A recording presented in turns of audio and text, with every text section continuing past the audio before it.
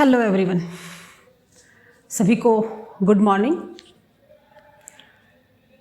हमारा जो चैप्टर चला हुआ है समकालीन विश्व में राजनीति, क्लास 12th पोल साइंस का, और उसमें हमारी जो पहला चैप्टर हो चुका, दूसरा चैप्टर जो हमारा चला हुआ है दो ध्रुवीयता का अंत।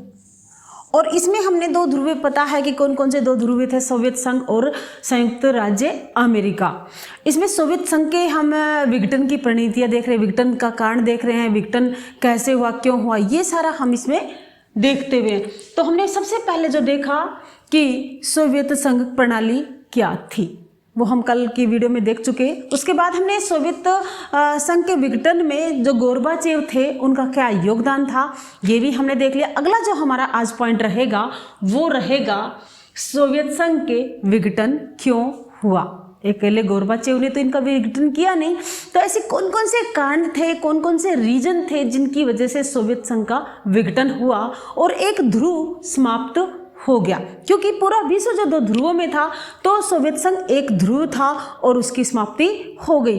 तो यहाँ हमने इसके विघटन के कारणों को देखना है। तो क्या कारण थे इसके, क्या रीजन थे जिनसे ये विघटित हो गया। सबसे पहले हम मानते हैं सोवियत संघ की राजनीतिक और आर्थिक अंदरूनी कमजोरियां।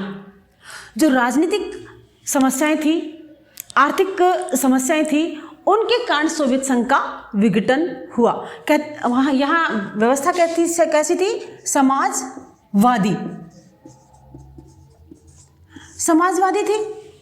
और समाजवादी व्यवस्था होने के कारण सारे ही प्रबंध जो थे सार्वजनिक थे, खेती भी सार्वजनिक थी, उद्योग भी सार्वजनिक थे। और जब सार्वजनिक थे तो सभी ने, यानी कि कुछ लोगों ने काम किया और कुछ ने काम नहीं किया। तो जब निजी व्यवस्था होती है तो अपना समझ के, अपना हित समझ के, अपना फायदा समझ के लोग उसमें काम करते हैं, लेकिन जब सरकार का काम होता है तो सब कम काम करते हैं। तो यहाँ जो स्थिति थी, इसी कारण कि यहाँ जो आर्थिक इनकी कंडीशन थी वो कमज़ोर होती चली गई। राजनीतिक रूप से एक पार्टी का शासन था, कम्युनिस्ट पार्टी का शासन था, वो भी आलसी हो गए, यानी कि काम कम करे, राजनीति सक्रियता कम हो गई। और रीजन ये हुआ कि सोवियत संघ का विघटन हो गया। तो राजनीतिक और आर्थिक जो संस्थाएं थी, जो सोसाइटीज थी, वो अपना काम प्रॉपर नहीं कर पाई, इनमें कमजोरियां थी, जिस कारण संयुक्त राष्ट्र सोवियत संघ का विघटन हुआ। अगला रीजन जो था, संसाधनों का अधिकांश भाग सेना पर खर्च करना, क्योंकि शीत युद्ध चला हुआ था और शीत युद्ध के दौरान दोनों ही महाशक्तियों में द्वंद्व की भावना चली हुई थी और द्वंद्व के कारण दोनों ने ही अपने हथियार इकट्ठा करना शुरू कर दिया था। विश्व में सबसे ज्यादा हथियार इकट्ठा करना शुरू कर दिया इन दोनों देशों ने। तो अपना जो आर्थिक बजट था, जहां समाज पर, राज्य पर खर्च करना चाहिए था, नागरिकों के विकास पर खर्च करना था, वो बजट इन्होंने सबसे ज़्यादा किस पर करा, सेना पर खर्च किया। यानी कि परमाणु हथियारों का परीक्षण अधिक से अधिक किया, हथियार बनाने की ज़्यादा होड़ इनमें लगी रही, सेना ज़्यादा से ज़्यादा एकत्रित करने की इनमें होड़ लगी रही। तो सोवियत संघ ने जो अपना आर्थिक पैकेज था, आर्थिक बजट जो था, उसका अधिकांश भाग सेना पर खर्च हुआ और इस कारण ये पिछड़ गया और संयुक्त राज्य अमेरिका की बराबरी ना कर पाया। तो ये सेकंड इसका रीजन था। तीसरा रीजन जो था, पूर्वी यूरोप के देशों पर, जो पिछलग्गू देश थे, उन पर खर्च करना, क्योंकि पूरे यूरोप के दो हिस्से बटे हुए थे, पूर्वी यूरोप और पश्चिमी यूरोप।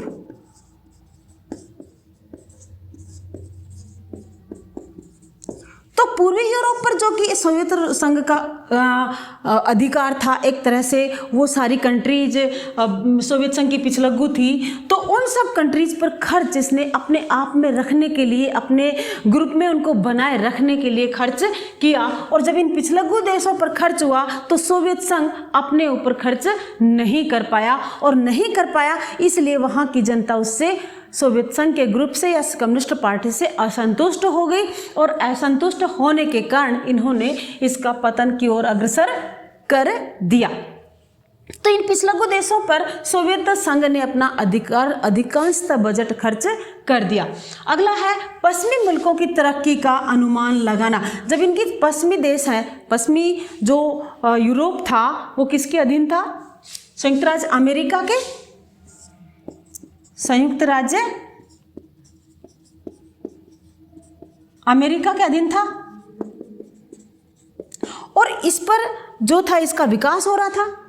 और इस विकास की तरक्की का अंदाजा जब संयुक्त सोवियत संघ के लोगों को पता चला, यहाँ के नागरिकों को पता चला कि इन पश्चिमी मुल्कों की तरक्की हो रही है, तो इन्होंने अपनी भी तरक्की करनी चाहिए। किसके माध्यम से? पूंजीवादी व्यवस्था के माध्यम से। तो यहाँ जब पश्चिमी देशों की तरक्की पूंजीवाद के कारण हो रही थी, तो इन लोगों ने भी पूंजीवादी व्यवस्था को अपनाने का पुरजोर कोशिश की, और इस कारण सोवियत संघ का विरोध होना शुरू हो गया। अगला जो था प्रशासनिक और राजनीतिक रूप से गतिरुद्ध होना। हम जानते हैं कि सोवियत संघ में एक पार्टी का शासन, कौन सी party? Communist party.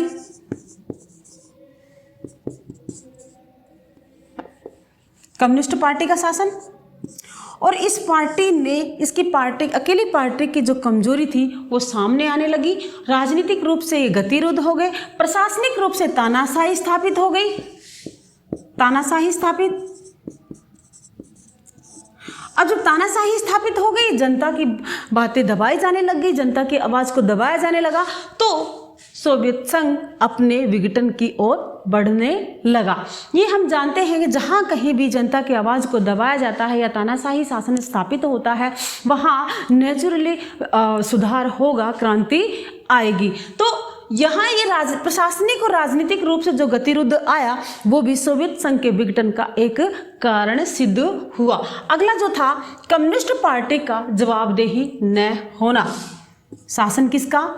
Communist party का, अकेली पार्टी का शासन। और यही जनता के प्रति जवाबदेही ना होगी तो क्या होगा? जनता इसका क्या करेगी? विरोध करेगी, और विरोध की स्थिति के कारण सोवियत संघ अपने विघटन की तरफ बढ़ने लगा। क्योंकि कम्युनिस्ट पार्टी ने काम तो किया, तानाशाही स्थापित तो की, लेकिन जनता के प्रति जवाबदेही नहीं निभाई। यानी कि जनता का विकास या नागरिकों का विकास करने की तरफ उसका कोई भी ध्यान नहीं गया, उसने धीरे धीरे अपना ध्यान वहां से हटा लिया। तो इस कारण इसका विघटन होना निश्चित था। अगला जो था सत्ता का केंद्रीकृत होना। हमें पता है सारी सत्ता किसके अधीन थी? कम्युनिस्ट पार्टी के अधीन थी। सत्ता कम्युनिस्ट पार्टी में थी सारी। तो सारी सत्ता जब कम्युनिस्ट पार्टी में आ गई तो ये क्या बन गई? तानाशाह बन गई। सत्ता का विकेंद्रीकरण नहीं हो पाया, और विकेंद्रीकरण न होने के कारण सभी को विकास करने का या बोलने का अधिकार नहीं मिला, जिसका रीजन ये हुआ कि यहाँ तानाशाही के कारण लोगों ने इसका विरोध करना शुरू कर दिया। तो ये हमारा कारण हो रहा। अगला जो था मिखाइल गोर्बाचेव के सुधार। हमने पिछली वीडियो में भी पढ़ा था कि मिखाइल गोर्बाचेव जो थे कम्युनिस्ट पार्टी के महासचिव बने, और महासचिव बनने के बाद उन्होंने सुधार करना चाहा सोवियत संघ में, लेकिन उनके जो सुधार थे वो वहाँ गर्मपंथी नेताओं को रास नहीं आए और उनका तख्ता पलट कर दिया। लेकिन जो मिखाइल गोर्बाचेव ने एक सुधारों की लहर शुरू कर दी थी, यानी उन्होंने जो लोकतंत्र के बीज जो बो दिए थे, उसका असर लोगों पर होना शुरू हो गया, और लोगों ने अपनी जो लोकतंत्र को स्थापित करने के लिए या एक पार्टी की तानाशाही को समाप्त करने के लिए काम करना शुरू कर दिया। तो मिखाइल गोर्बाचेव का सोवियत संघ के विघटन में महत्वपूर्ण रोल है, इसलिए क्योंकि इन्होंने सुधार वहां करना चाहा, क्योंकि उन्हें पता था पश्चिमी जो राष्ट्र हैं वो अपनी पूंजीवादी व्यवस्था के कारण आगे बढ़े हुए हैं, सोवियत संघ जो है अपनी समाजवादी व्यवस्था के कारण पिछड़ा हुआ है, तो क्यों ना इसका भी विकास हो। और इस विकास के लिए उन्होंने सुधार चाहा, और सुधार का जब गर्मपंथियों ने विरोध किया और उनको पद से हटा दिया गया, परंतु लोगों ने उस बात को समझ लिया कि हमारा जो सुधार होना है इसी विचारधारा यानी कि पूंजीवादी व्यवस्था से सुधार होना है, और लोगों ने अपने सुधार के लिए आवाज उठाना शुरू कर दिया। लेकिन इन सब के कारण भी हो सकता है इन सब कारणों के कारण भी सोवियत संघ का विघटन नहीं होता, परंतु एक लास्ट ऐसा रीजन था जिसके कारण सोवियत संघ का विघटन होने से कोई भी नहीं रोक पाया, और वो था राष्ट्रवादी और संप्रभुतावादी भावनाओं का विकास।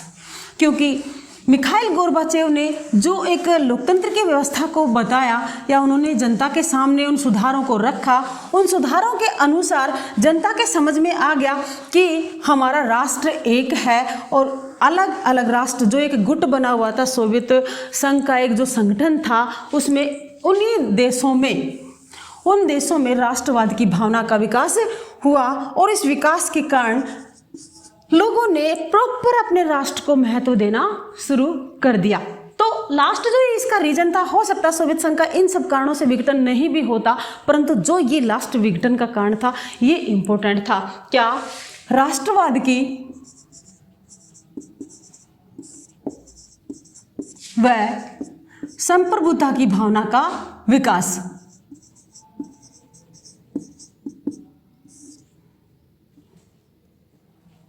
की भावना का विकास, यानी कि सोवियत संघ के जो जितने सदस्य राष्ट्र थे उन सदस्य राष्ट्रों में एक विचारधारा आ गई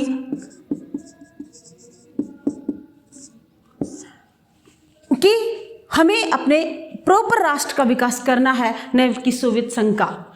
और जब उनको लगा कि हमें हमारी प्रभुसत्ता को हासिल कर लेना चाहिए और फिर अपने देश का विकास करना चाहिए, तो ये राष्ट्रवादी जो भावना थी इन लोगों में घर कर गई, प्रभुसत्ता का इनमें लालच आ गया, और इन लोगों ने अपने राष्ट्र को आगे बढ़ाने के लिए सोवियत संघ के से सदस्यता त्याग दी या इसकी सदस्यता छोड़ दी और इसके गठबंधन को तोड़ने में महत्वपूर्ण भूमिका निभाई। तो हम कह सकते हैं कि जो ये राष्ट्रवाद की भावना थी ये सोवियत संघ के विघटन के लिए बहुत ही घातक सिद्ध हुई, और इसी कारण सोवियत संघ का विघटन हो गया। पूरे विश्व में एक ध्रुवीयता का इतना आसानी से अंत हो गया। अगला जो हमारा पॉइंट रहेगा वो कि सोवियत संघ के विघटन के क्या परिणाम निकले। सोवियत संघ के विघटन के परिणाम। सोवियत संघ के विघटन के परिणाम।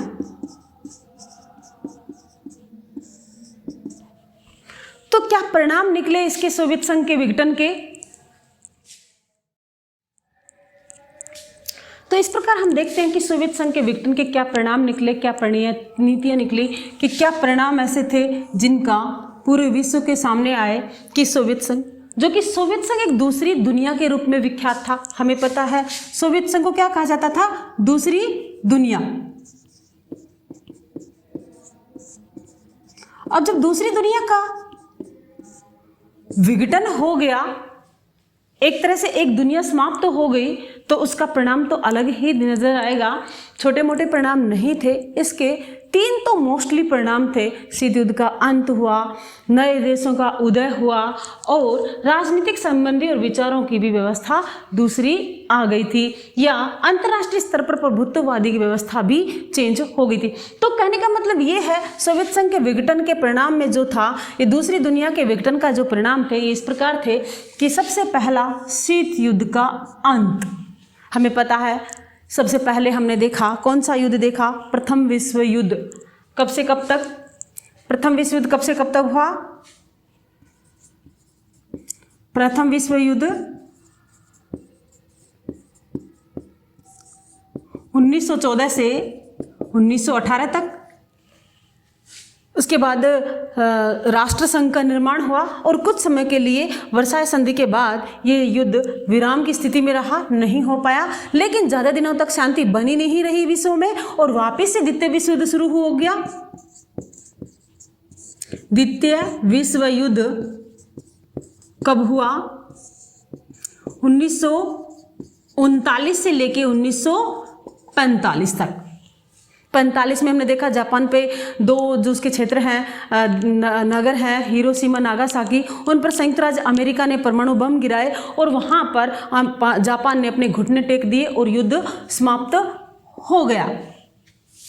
लेकिन ये युद्ध समाप्त हुआ और इसके साथ ही तीसरे युद्ध की संभावनाएं बन गई विश्व के स्तर पर, और वो ये था कि 1945 के बाद जो 2 महाशक्तियां, 2 ध्रुवों ने जन्म लिया, 2 विचारधाराओं ने जन्म लिया, उन दोनों विचारधाराओं के बीच में एक टकराव आ गया और वो क्या था? शीत युद्ध। उसको क्या कहा गया? शीत युद्ध। जो अच्छी से तुम्हें समझ में आ गया होगा शीत युद्ध क्या है।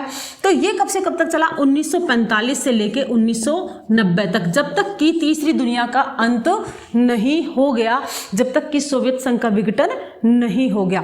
हुआ ये कि शीत युद्ध के दौरान दोनों महाशक्तियों में जो होड़ लगी हुई थी हथियारों को इकट्ठा करने की, सेना को इकट्ठा करने की, या विश्व के सभी देशों को अपने गुट में सम्मिलित करने की, वो कंडीशन यहाँ समाप्त हो गई, क्योंकि सोवियत संघ नहीं रहा, दूसरी दुनिया नहीं रही, 2 ध्रुव नहीं रहे, इसलिए 2 महाशक्तियां नहीं रही, और 2 जब महाशक्तियां नहीं रही तो विश्व में एक ही शक्ति रह गई और सब में ये होड़ समाप्त हो गई। तो शीत युद्ध का जो दौर था वो हमारे लिए बहुत ही भयंकर दौर था, क्योंकि इस समय भी अंदाज़ा लगाया रखा था कि पूरा विश्व जो है एक बारूद के ढेर पे बैठा हुआ है और इसको मात्र एक तिल्ली की आवश्यकता है। अगर वो तिल्ली लग गई तो क्या होगा? ये बारूद फट जाएगा, यानी कि परमाणु हथियार इन देशों ने इतने सारे इकट्ठे कर लिए थे कि अब जब ये इस्तेमाल करेंगे तो पूरा विश्व तबाह हो जाएगा। इसीलिए ये इस युद्ध से सब घबराए हुए थे, परंतु ये ऐसा धरातल पर नहीं हो पाया, मनों में ही चलता रहा। कुछ छोटी मोटी घटनाएं हुई लेकिन विकराल रूप लेके नहीं सामने आई, इसलिए इसको कहा गया शीत युद्ध या कोल्ड वार। ये समाप्त हो गया। दोनों महाशक्तियों में शीत युद्ध की समाप्ति के कारण द्वंद्व भी समाप्त हो गया, और जो प्रतियोगिता चली हुई थी एक दूसरे गुट में देशों को सम्मिलित करने की, वो भी समाप्त हो गई थी। तो ये हमारा एक तरह से विश्व का तनाव था जो घट गया, कम हो गया। दूसरा जो था विश्व राजनीति में शक्ति संबंध व विचारों में बदलाव। शक्ति संबंध मतलब अब जो शक्ति थी एक ही पावर के इर्द गिर्द घूम रही थी, और वो पावर थी संयुक्त राज्य अमेरिका।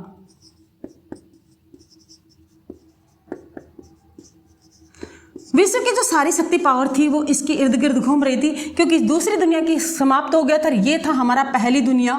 ये क्या थी? पहली दुनिया। अब यही मौजूद था और सारी शक्ति इसी के पास थी, और विश्व की जो राजनीति थी ये भी इसके इर्द गिर्द घूमने लगी। और जो विचारधारा थी, जो कि साम्यवादी विचारधारा थी, समाजवादी जो विचारधारा थी सोवियत संघ की, उस विचारधारा का परिणाम लोगों ने देखा कि किस प्रकार सोवियत संघ का विघटन हो गया। इसलिए लोगों ने वो विचारधारा को भी त्याग दिया, और वो पूंजीवादी जो विचारधारा है, पूंजीवादी विचारधारा का बोलबाला स्थापित हो गया। पूंजीवादी विचारधारा जो किसकी थी? संयुक्त राज्य अमेरिका की। इस विचारधारा का बोलबाला अब हो गया। शक्ति इसके इर्द गिर्द घूमे, विचारधारा इसकी प्राबल्य का रूप ले लिया। ये एक इसका परिणाम निकला। तीसरा जो हम देखते हैं, पूंजीवादी अर्थव्यवस्था अंतरराष्ट्रीय स्तर पर प्रभुत्ववादी। यह भी मैंने तुम्हें बताया कि जो द्वंद्व था शीत युद्ध का, 2 विचारधाराओं का था, साम्यवादी और पूंजीवादी। लेकिन साम्यवादी विचारधारा समाप्त होने के कगार पर थी, क्योंकि सोवियत संघ का विघटन हो गया, और सोवियत संघ के विघटन के साथ ही इस विचारधारा का जो वर्चस्व था वो भी समाप्त हो गया। जब इस विचारधारा का वर्चस्व समाप्त हुआ तो पूंजीवादी व्यवस्था का वर्चस्व बढ़ने लगा, प्रभुत्व बढ़ने लगा, क्योंकि पूंजी के अकॉर्डिंग व्यक्ति विशेष की क्या होता है? विकास। इसको हम उदारवादी विचारधारा भी कह सकते हैं। उदारवादी विचारधारा या व्यक्तिवादी विचारधारा भी हम इसको कह सकते हैं। किस प्रकार?